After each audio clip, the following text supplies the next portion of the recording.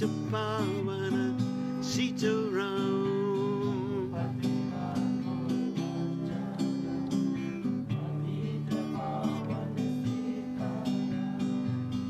Shri Ram Jai Ram Jai Jai Ram. Shri Ram Jai Ram Jai Jai Ram.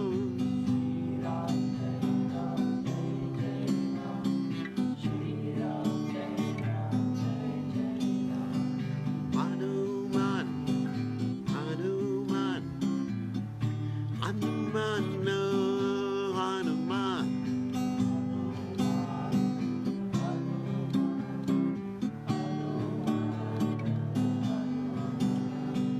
Hare Krishna, Hare Krishna, Krishna Krishna, Hare Hare, Hare Rama, Hare Rama, Rama Rama, Hare Hare.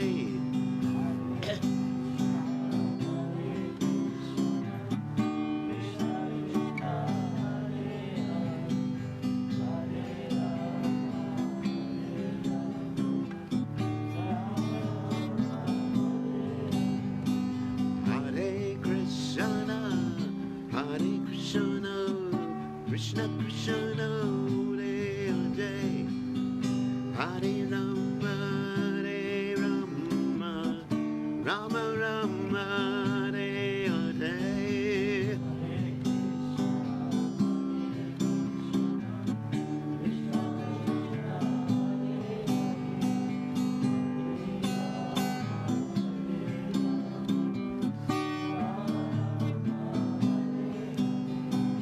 Hare Krishna, Hare Krishna, Krishna Krishna, Hare Hare, Hare Rama, Hare Rama, Rama Rama, Hare Hare.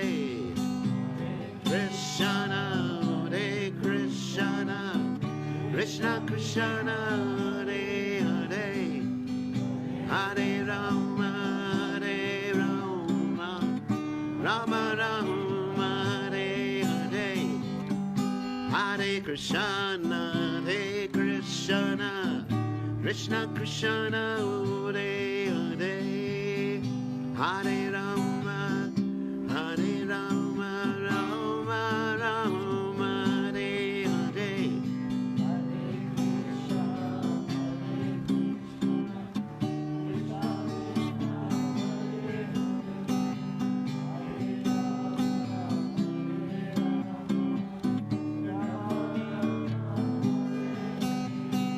Hanuman, Hanuman, no, Hanuman, no, Hanuman.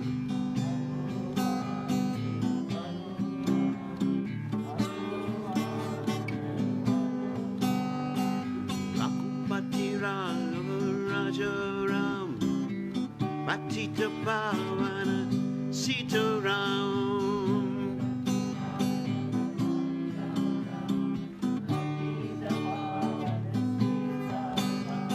Shri Ram Jai Ram Jai Jai Ram. Shri Ram Jai Ram Jai Jai Ram.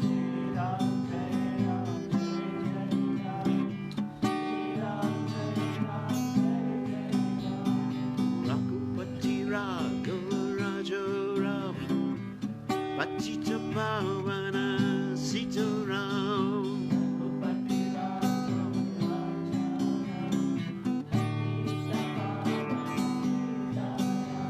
Shri Ram Jai Ram Jai Jai Ram. Shri Ram Jai Ram Jai Jai Ram.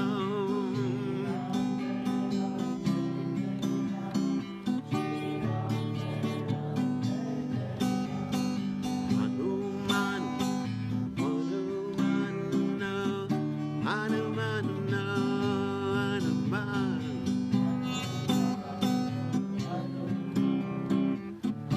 Hanuman, no, Hanuman. Okay. All right. Here's the guitar. So, we're continuing with our coronavirus classes.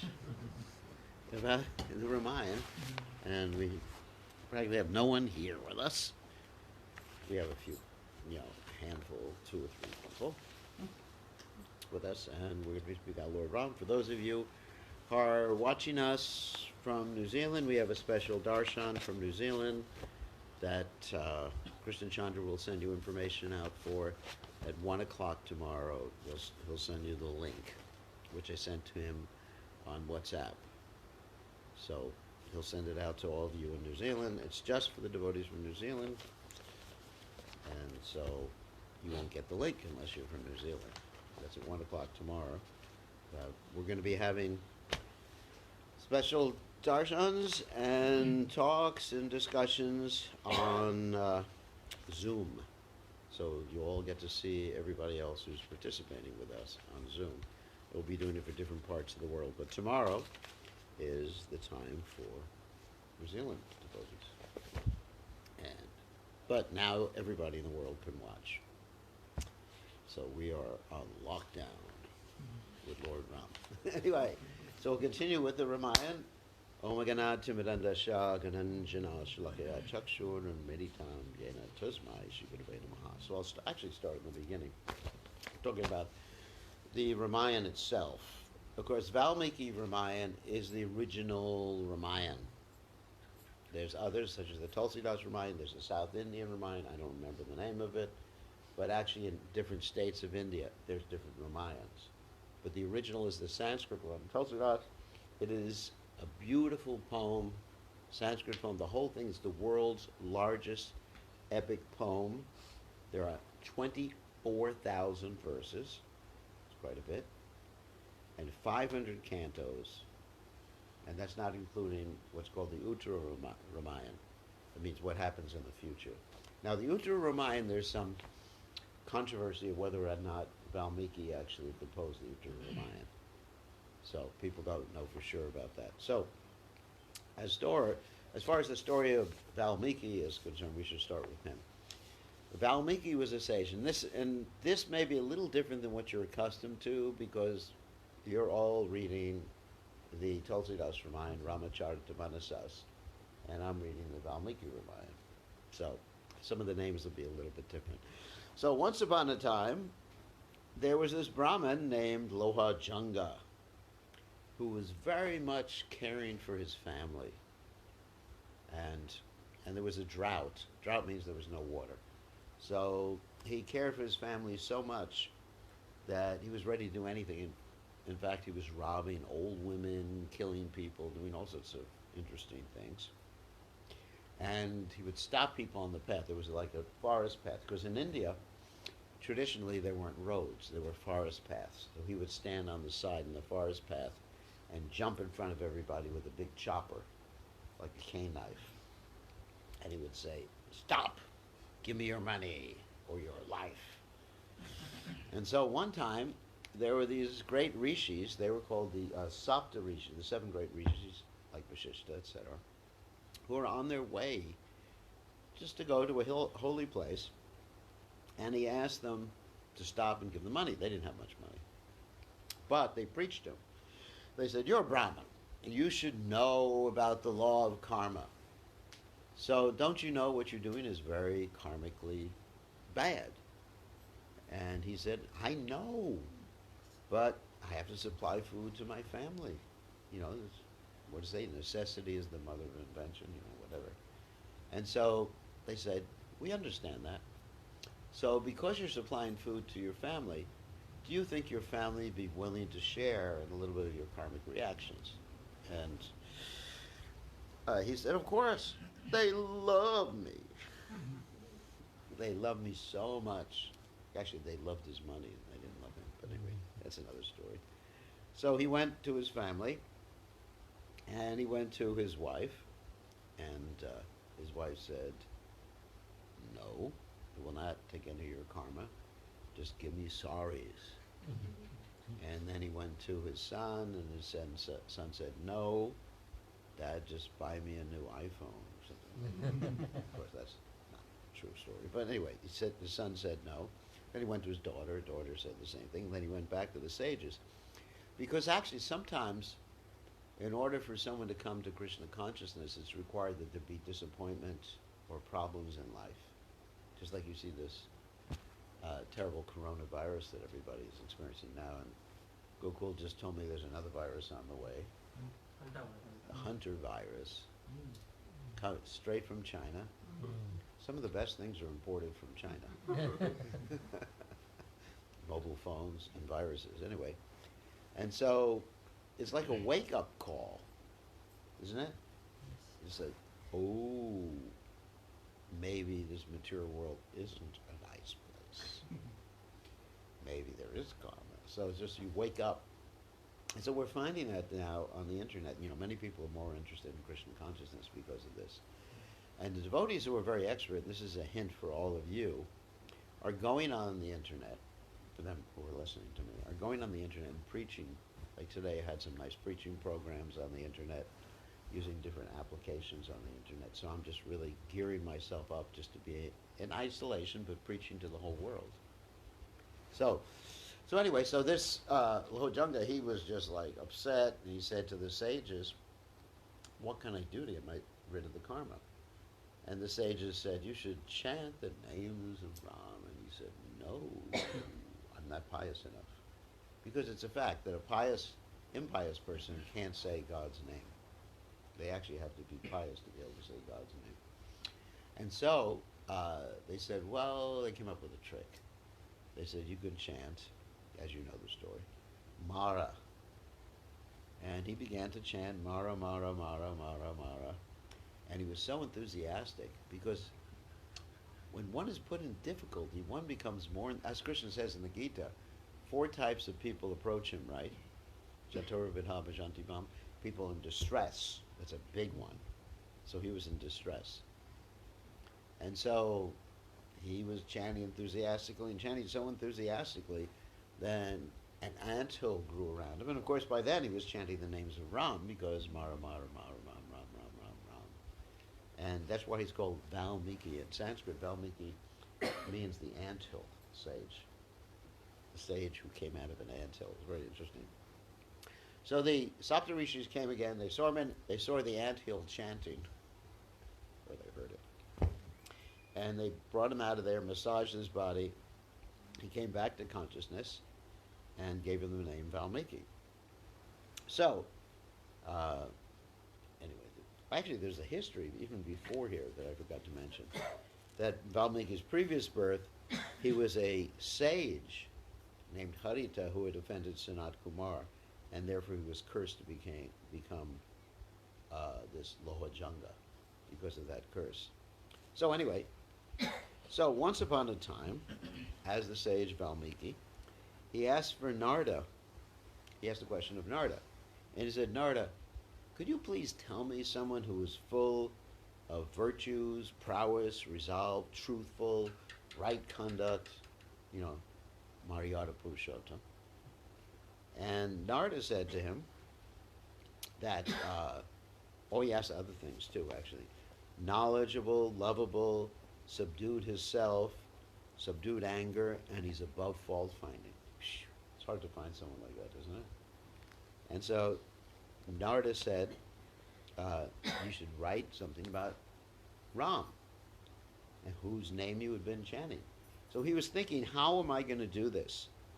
So one day, as he was thinking of how to write the Ramayana, he went to take a bath, take his morning bath, and he saw a hunter killing a crane.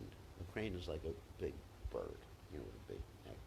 And the crane was actually involved in a relationship with a female crane. So he got angry with this hunter, and he cursed the hunter to die, but using poetry. There's a certain, what's called meter, like the da da da da da da da da da da da da da da. That's meter. The rhythm, certain rhythm, and rhyming too. So he was thinking, wow, this is an interesting thing. So that was the origin of poetry in that particular yuga. There's a Treta Yuga, of course, the origin of poetry. Because in Satya Yuga, I guess they didn't need much poetry. They were all Paramahamsas. So then Lord Brahma appeared before him, And Lord Brahma instructed him to write the Ramayana in the same meter. And then he went into yogic trance. And in that yogic trance, he was able to see all of Ram's pastimes, not only what had happened already, but the future pastimes of Lord Ram. So that's the story of Valmiki. So anyway, getting back to the Ramayana itself, when one celebrates the day of Ram Navami, one should read in the morning about the birth of Ram, midday about the marriage, Sita Swayamvar, and in the evening about the installation of Ram as king after he's achieved victory over Ravan. So one interesting point that's made by Srila Prabhupada in his discussion, and it's not specifically in the Valmiki Ramayana, but it's actually in the Puranas, is that in the beginning of the Ikshvaku dynasty, which is actually Vivaswan's dynasty, Imam Vivasvate Yogam Prabham Aham Aviyam, Vivaswan Manave Praha, Manu Ikshvakave Bravit. I think you all know that verse, about the disciplic succession. In the beginning of this whole disciplic succession, Vivaswan was given deities by Lord Brahma of Sita and Ram. So this is before Ram appeared. I mean, this also proves that Ram and Sita's pastimes are Nitya Lila. Nitya Lila means what? Eternal. They're always occurring, just like Krishna's pastimes. Like you can go into a different universe now, and Ram and Sita and Hanuman are actually enacting their pastimes as we talk. In every universe, just like Prabhupada described, it's like a movie spool where you have one frame after another after another. So somewhere, right now, Rama's being born.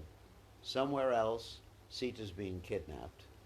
Somewhere else, Ravan's being killed in some other universe. Somewhere else, Rama's being enthroned. Somewhere else, Sita is being sent to the forest. Somewhere else, Sita's entering into the earth. And somewhere else, Ram is entering into the Sarayu River to take all the residents of Ayodhya back to Godhead. So these things keep going on. There's a slight difference, and even a major difference in how this happens. Like sometimes Sita's kidnapped from the Dandakaranya forest. Sometimes she might be kidnapped from Ayodhya. You know, there's variety in the pastimes. It's not that it's always just like the same. You know, the Lord doesn't want to get bored. So, so every time he comes down as Ram, it's slightly different. There's always a Ravan. There's always Sita's always there. She's the goddess of fortune. She's eternally Ram's consort. And there's always Hanuman. I mean, these are eternal associates of the Supreme Personality of Godhead. So anyway, this deity of Sita and Ram was being worshipped by Vivaswan. Vivaswan, then Manu, Ikshvaku, etc., like that, was passed down in disciplic succession. So finally, guess who gets the deity? Ram. So Ram doesn't want to worship himself. He's actually pretty good. I mean, it's just like, just like my disciples have pictures of me, but I don't have a picture of me on the wall, on my altar. Sometimes when I'm doing puja in one of my disciples' houses, there's one of my pictures there. I don't offer anything to my picture. I don't offer a flower or anything because it wouldn't be appropriate. So Ram doesn't want to worship himself. So he puts the deities in his closet, just locks the deities away. So finally he's back in Ayodhya after killing Ravan. And this Brahmin who is very devoted to Ram takes a vow not to eat unless he sees Ram that day. So there's a problem because Ram sometimes goes to the forest. Kshatriyas go out hunting, doing different things like that. And so the Brahmin has to fast, sometimes for 2, 3, 4, 5 days a week. And so when Ram hears about this, he gives the Brahmin the deities. He says, if you worship these deities, then as soon as you see the deities, you can take prasad. So the Brahmin was ecstatic at that point. So later on, that Brahmin gave those deities to Hanuman. And Hanuman was worshiping the deities for some time. And later on, Hanuman gave it to his brother. Does anyone know who Hanuman's brother is? No, something new for all of you. Madhvacharya. There's 3 Vayuputras. Who are the 3 Vayuputras? Anyone know? You got Hanuman. That's easy. I already mentioned Madhvacharya. Beefsteak. See, just test. I should test you all instead of just speaking. So you got 3 Vayuputras. Bhimsen did not worship the deities of Sita and Ram, but it was later on given to Madhvacharya. And those deities right now are in an Udupi. Anyone's been to Udupi here? No? Never been to Udupi. Udupi is actually on the west coast of India. It's Madhvacharya's place. And also there's the deity of dancing Krishna, which Madhvacharya discovered in the ocean. There, Madhvacharya took sannyas when he was 9 years old.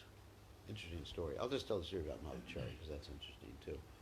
Madhvacharya was visiting his guru when he was about 6 years old. He started visiting his guru. And his guru was very intelligent because he gave this little boy sweets. And when you addict a little kid to sweets, you know, he keeps coming back all the time. Intelligent guru. I should do the same thing. Except I know sweets are not good for people. But anyway, so this boy, when he was 7, Madhvacharya wanted to take sannyas. He went to his mother and father and he said, I'm taking sannyas. And they said, no, you cannot take sannyas because you're the only son in the family. I mean, sometimes kids at 7, they can take sannyas. And so what happened is that Madhvacharya started crying, I want to take sannyas, I want to take sannyas. And they said, all right, if we have another son, you can take sannyas. But his parents were like 70 years old. I mean, very few parents at 70 have babies. So he made the deal, and by his mystic potency, his parents had a kid. And then at 9 years old, he took sannyas. And that's Madhvacharya. He's one of the main acharyas, well, actually, the main acharya in the Brahma Sampradaya. Brahma Madhva Sampradaya. Like that. Comes in the disposition. What? In the disposition. Disciplic succession, our disciplic succession. We're actually in the Madhva Sampradaya, which comes from Lord Brahma. You understand? And just like in the Lakshmi Sampradaya, you have Sripad Ramanujacharya. So Madhvacharya is our acharya. And then later on, a branch of that disciplic succession is called the Madhva Gaudiya Sampradaya, which is headed up by Chaitanya Mahaprabhu, and of course Rupa Goswami after that. So that's the deity of Sita Ram. And so that proves that Ram's pastimes are eternal. Okay, so that's a little bit of introduction into the Ramayana. So let's start with Ravan. Ravan's a very interesting person. He's one of my favorite persons. So Ravan, okay, before Ravan's birth, let's start before him. The demons were really worried because the demigods were more powerful. And they were thinking, how can we become more powerful and defeat the demigods? And they thought, we need Brahman power, because Brahmins are more powerful than anyone else, as we mentioned the story of the Brahma Rishi last night, this Amrita Muni. So they thought, but we need a Brahman who's also a Rakshasa. How can we do that? Well, they thought, if we have a mother who's a Rakshasa, and a father who is actually a Brahman, then the son will be a Brahma Rakshasa. So there was this nice lady, Kekashi, and a nice Brahmin, Vishravas. Vishravas was actually the father of Kuvera, too. He's actually a great soul, great personality. So they said to Kekashi, okay, you go to Vishravas, who's just sitting there chanting Hare Krishna, and you disturb him. So Kekashi used her mystic powers. As Rakshasas, they can change their form at will. So she used her mystic powers to make herself very beautiful. So she shows up at Vishravas's ashram, and he's meditating, Om Hari Krishna, Krishna Krishna, Hari Hari, whatever. Om Namo Narayanaya, Om Namo Narayana. And she goes, hello.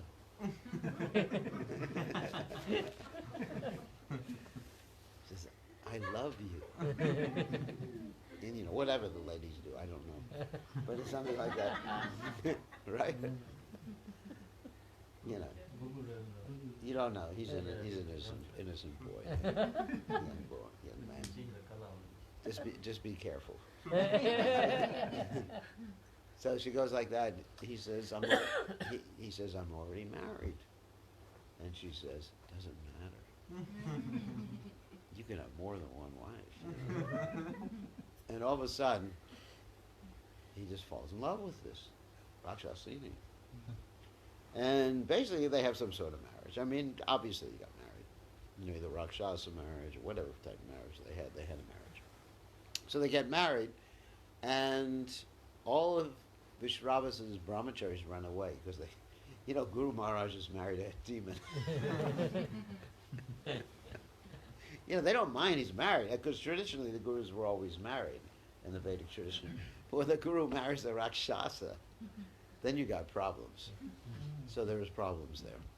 So he marries the Rakshasa, and then he has some children as a result. And wonderful Ravan, he's the person who makes people cry.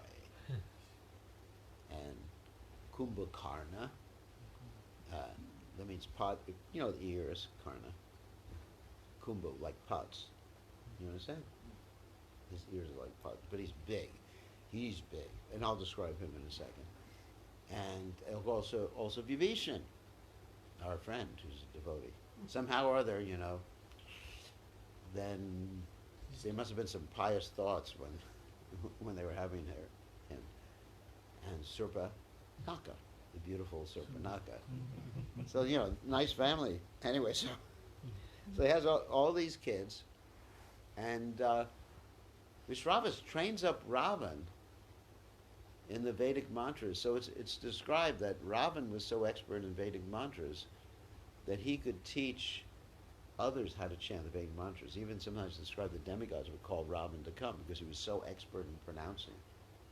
So sometimes you see devotees who are expert in pronouncing and think they're Krishna conscious. I'm not saying they're demons, but that's not an important quality to be expert in pronouncing Vedic mantras. Like even if you're in China and you say Hare Krishna, Hare Krishna, Krishna, Krishna, because they can't pronounce the R, can't pronounce Krishna. Then Krishna knows. So devotional service, Krishna says, Anyanyas chintayantamam yejana parupasate tesham lechivayuktamam yogishem vahamyam. I will protect what you have and carry what you lack. You all know that verse, right? Wow, see, they're trained up nicely. You don't know the verse. See, you should join Rasabi Hari's team here. Because they all know the verses. So anyway, so you should, so Krishna forgives. So anyway, Ravana was expert. Kumbhakarna liked to eat a lot. In fact, he described he would eat so much, the whole universe was threatened. There wasn't any food left over for anyone else. And Vibhishan, somehow or other, was pious. And Surpanaka, she was, anyway, just lusty like a dog. Anyway. So there's a whole interesting story I'll tell in a minute about Surpanaka. Now I'm remembering all these side stories.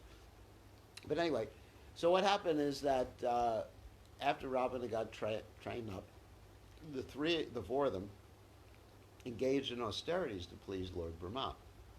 And you know the story that Ravan was eventually offering his heads. He was eventually offering his heads to the fire. And of course he was called Dasa Griva. Dasa Griva means, of course, 10 heads. And Lord Brahma appears and he asks Ravan, what do you want? And Ravan says, I want to be immortal. And Lord Brahma says, no, you can choose even I'm not immortal, so you can choose how you're going to die.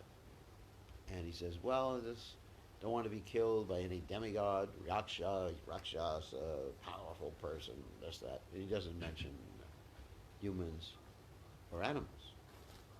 And actually, when someone mentions or someone approaches Lord Brahma and asks for a benediction like that, it predicts the way they're going to die.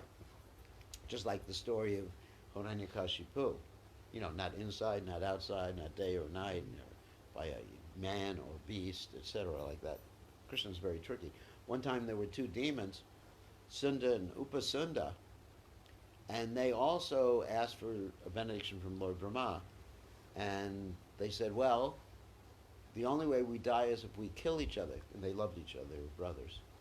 So what Lord Brahma did is that after they left, he created this beautiful girl, had Vishwakarma create the beautiful girl named Tilotama.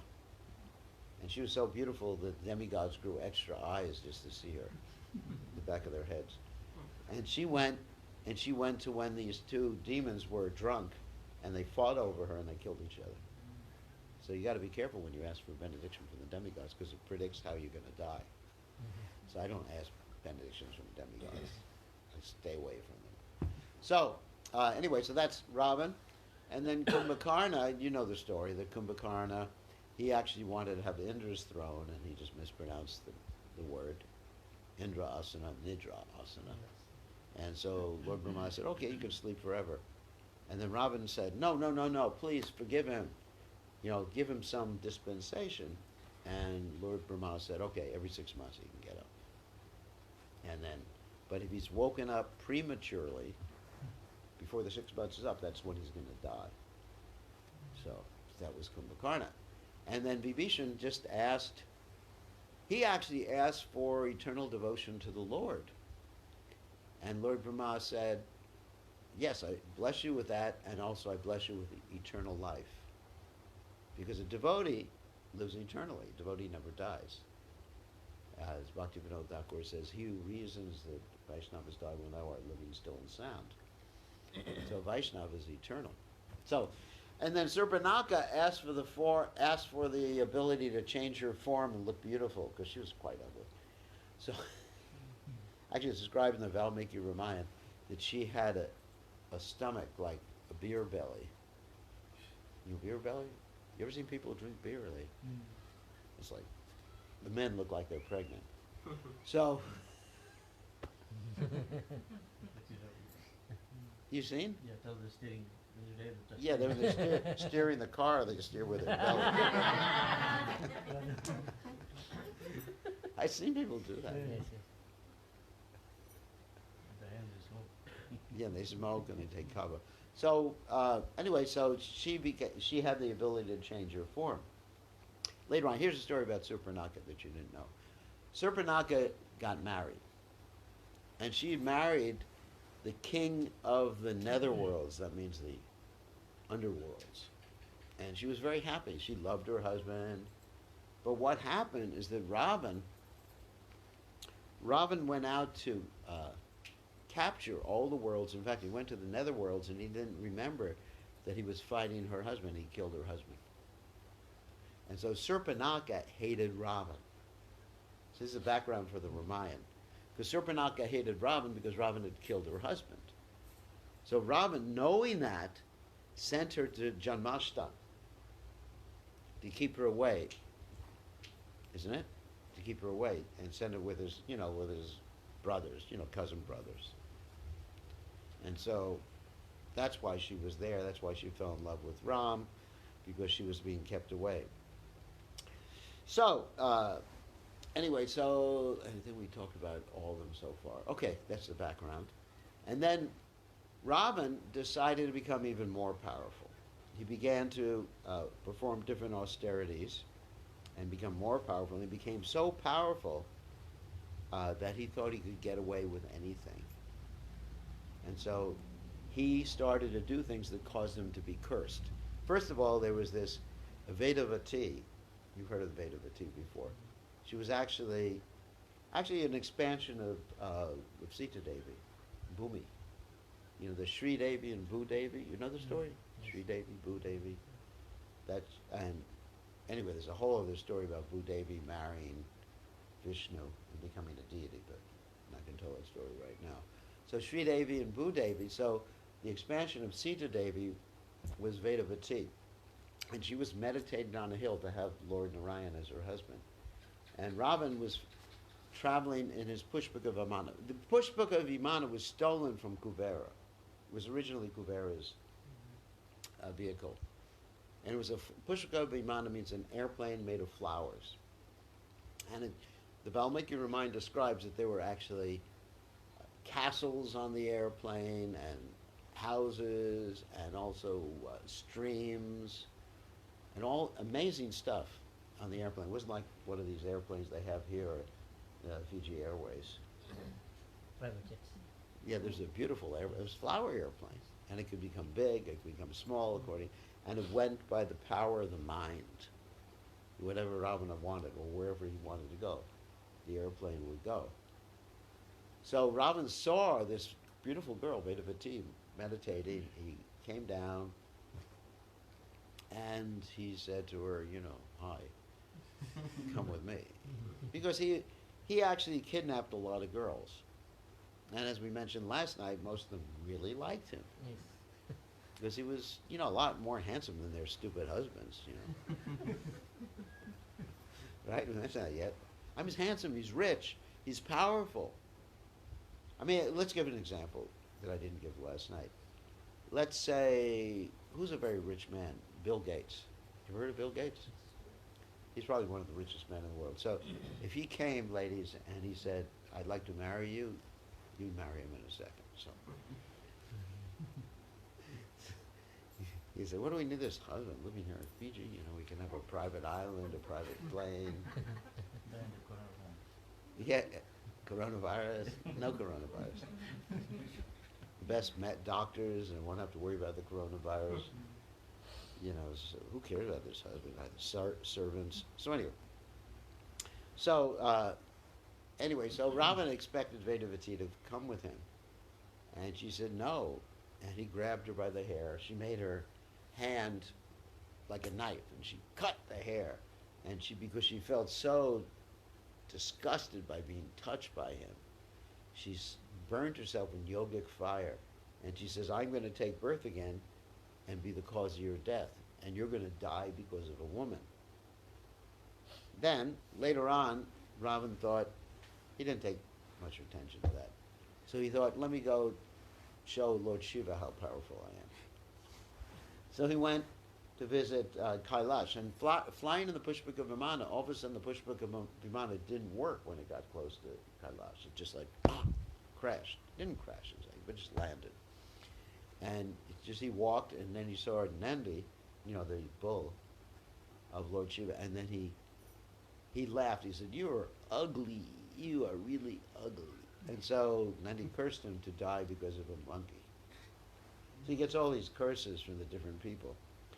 And then he goes to Lord Shiva's abode, and Kailash, and he lifts up Mount Kailash with his 20 hands, his 20 hands. And Mount Kailash is shaking, shaking, shaking. And Parvati gets really nervous. Lord Shiva's not upset. So Lord Shiva actually puts his toe down and crushes the 20 arms of Ravan, just so they're trapped under the hill.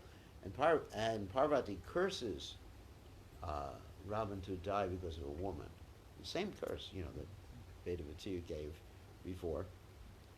And Ravan's he's trapped there. And to please Lord Shiva, he begins to chant different hymns. I mean, there's some stories they pull out his intestines and try to make a veena out of them, but I don't know if that's true. That's not in the Valmiki Ramayana. And so then finally Lord Shiva's pleased, gives him some weapons. Then he has another fight. He fights with a person named Anuranya, who is one of the ancestors of Dasarath. And he kills Anuranya, and Anuranya curses him to die because he'll be killed by one of his descendants, who's Ram, of course. Then he goes to Yamaraj, and he wants to conquer Yamaraj because he thinks, if I really conquer Yamaraj, I've conquered death personified. So he goes to Yamaloka, sees all the people suffering, and he frees them from their suffering, and they're all worshiping Ravan, Jai, because the Yamadutas are torturing everybody, and Ravan is just like, he's just like beat up the Yamadutas. He was so powerful. Amazing story. And then what happens is he goes to Yamaraj, has a big fight with Yamaraj. Yamaraj finally pulls out the Yamadanda, the danda of death, the stick of death. And he's told by a voice, which is actually Lord Brahma, don't do this. I promised him he wouldn't be killed by a demigod. So Yamaraj disappears, and when he disappears, Ravan thinks he's defeated death personified. He goes around saying, I've defeated death personified, Jai, Haribol. And then, he's really powerful at that point. Finally, the final curse is that he actually violates this Apsara Ramba, which I mentioned last night. And Nalakuvara, her husband, curses him to die if he ever forces himself upon a woman again. And so that's the story of Ravan. And, oh yeah, there's more actually. I'm sorry. There's actually more to the story than that. So later on, Kartavira Arjuna, who also had 1,000 arms, was bathing in the Narbada River. And Ravana, he wanted to do some prayers in the Narbada River.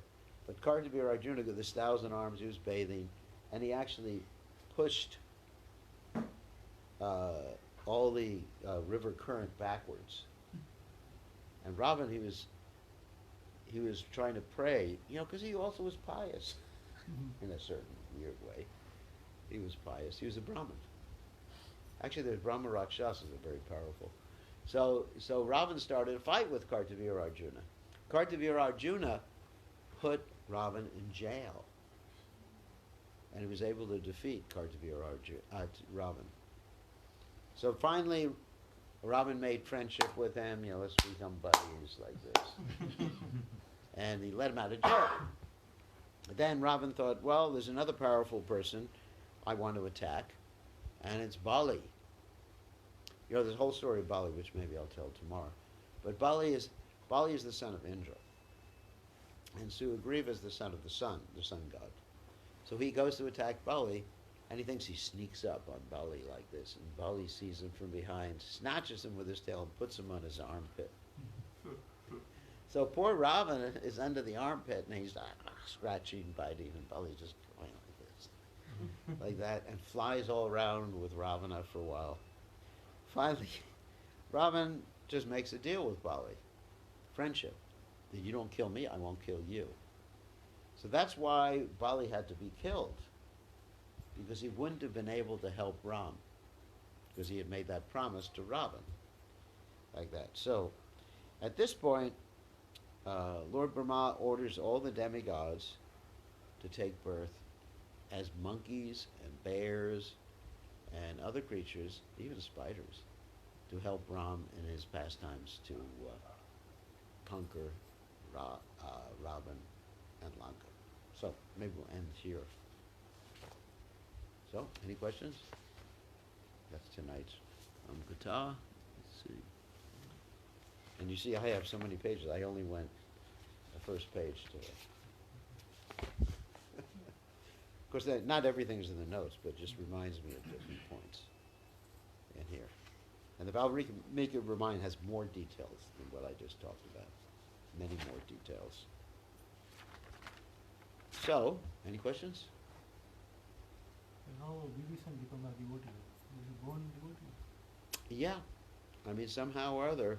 Ravan, Kumbhakarna, they are versus. Yeah, somehow or other, the father's consciousness affected the son. Generally, the son becomes like the mother, and the daughter becomes like the father. But there's always exceptions to that.